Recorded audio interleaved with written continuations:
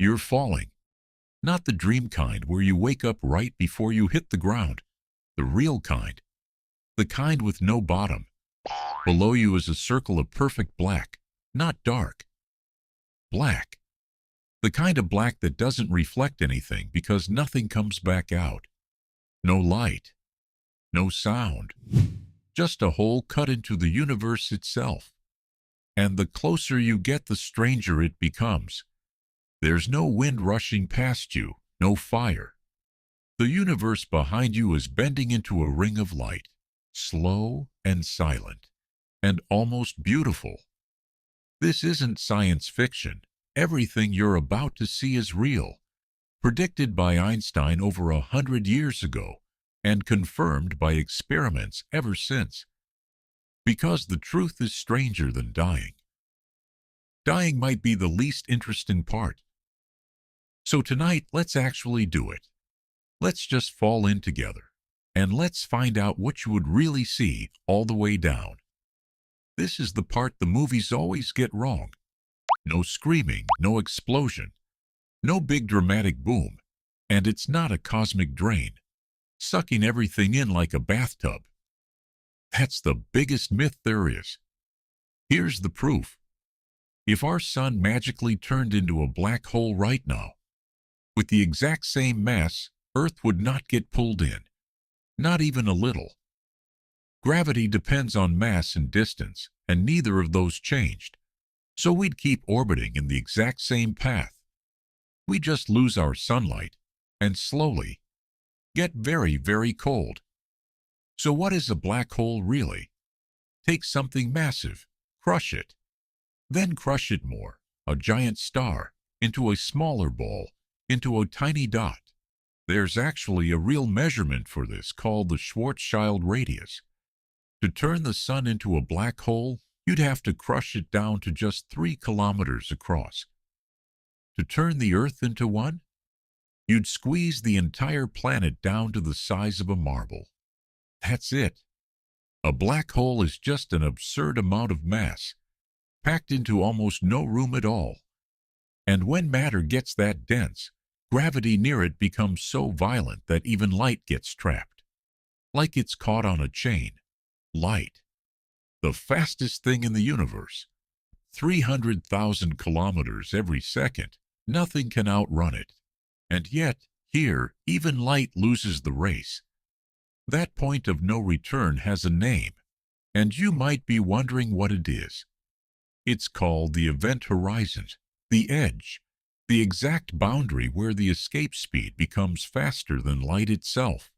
Cross it, and not even light has enough speed to climb back out. And here's the unsettling part. There's no wall, no barrier. You'd cross it without feeling a single thing. One moment, escape is still possible. The next, it's gone forever. And you wouldn't notice the exact instant it happened. Before, you can still leave. After, you can't. Ever. From that point on, every single path you could take leads to the center. Not most of them. Every single one. There's no direction left that points back out. Going back becomes as impossible as going back in time. And weirdly, that's almost exactly what it becomes. Inside the horizon, the direction down stops being a place. It turns into time itself. The center isn't somewhere you fall toward. It's a future you cannot avoid. As certain as next Tuesday. Let that sit for a second. Past the edge now, there's no turning back. But strangely, you still feel completely calm. You keep drifting, feet first, toward the dark, the light wrapping around behind you. And the closer you get, the more this thing dwarfs everything you've ever known. Now for the part that actually kills you. And scientists gave it the most ridiculous name in all of physics, spaghettification. Yes, really. And here's the real reason it happens. It's called tidal force. Gravity gets stronger the closer you are. So your feet, being closer to the center, get pulled harder than your head. On Earth, that difference is so tiny you never feel it. But near a black hole, it becomes enormous. You begin to stretch more and more until you're pulled into a long, thin strand. Like a human noodle, your feet racing ahead, your head trailing behind, until that difference simply tears you apart. Atom by atom. Brutal. But here's the twist almost nobody expects. A small black hole shreds you long before you even reach it. A giant one, you'd sail right through the edge completely intact. Because the bigger the black hole, the gentler the change in gravity across your body. So near a truly massive one, you could cross the horizon alive, awake, calmly sightseeing. The glow of the disk reflecting in your helmet, the stretching still hours away. The monsters are gentler than the small ones. Somehow that's worse. Now here's where your brain genuinely starts to ache. Because as you fall, time itself stops behaving. This is real, by the way. We call it gravitational time dilation, and it's not a theory. It's why the clocks on GPS satellites tick faster than the ones on Earth, and engineers have to correct for it every single day. To you falling in, nothing feels wrong. Your watch ticks normally, everything feels fine. But to someone watching you from far away, through a telescope, you'd never actually fall in. You'd slow down, and down, and down. Your image would freeze at the edge, getting redder and dimmer, because the light leaving you is being stretched, losing energy as it climbs out of that gravity. We call it redshift, until you fade into a faint smudge, stuck at the horizon, forever. So which is true? Did you fall in? Or are you frozen at the edge for eternity? The answer is, somehow, both. At the same time. Because time isn't one shared clock ticking for everyone. It bends, and a black hole bends it so violently that two people can completely disagree about whether you're even still alive. Okay, enough about dying. What would you actually see? Light gets pulled around the hole and curves into a glowing ring that wraps all the way around the darkness. We call it the photon sphere, a place where light itself can orbit in a circle. And if you looked in just the right direction, you could see the back of your own head. Light that left your body, looped around the black hole, and came right back to your eyes. Around it, material falling in heats up to millions of degrees through friction, and blazes, a roaring disk of fire orbiting a circle of pure nothing. In 2019, humans actually photographed one of these for the very first time.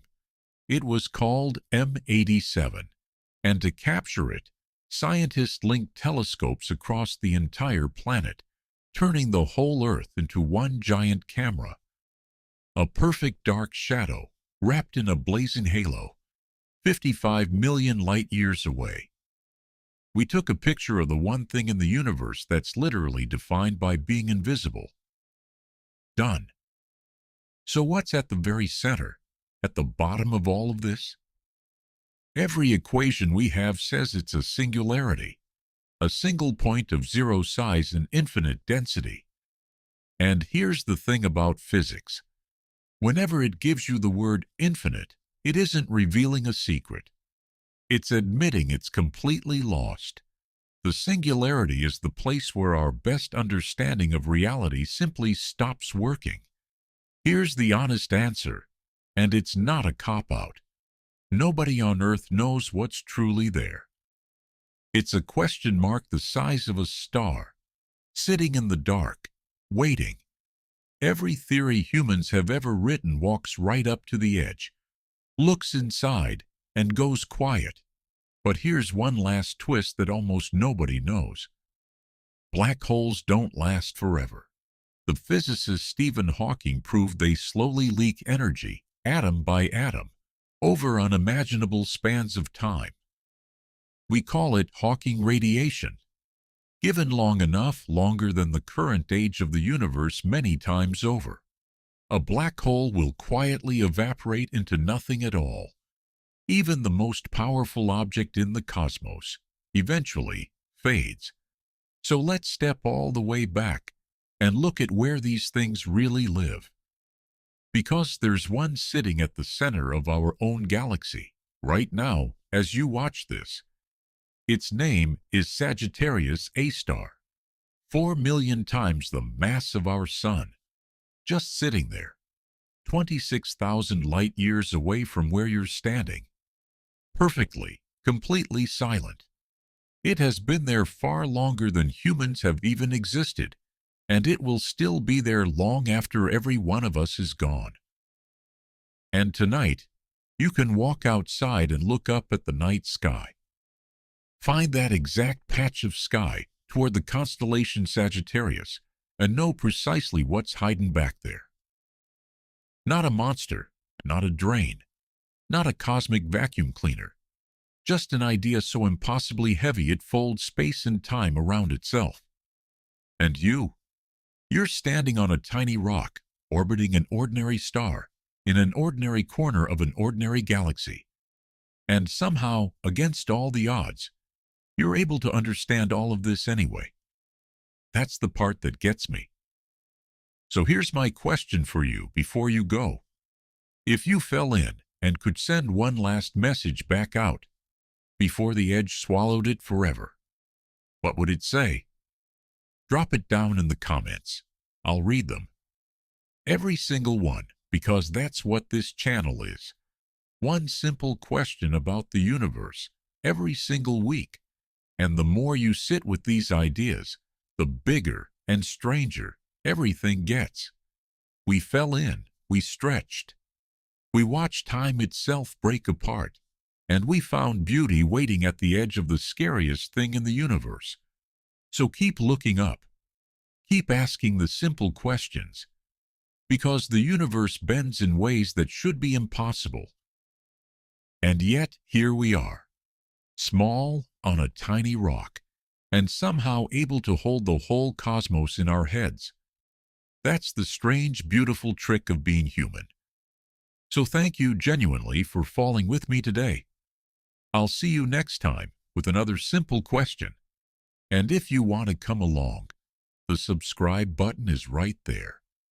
Until then, keep wondering.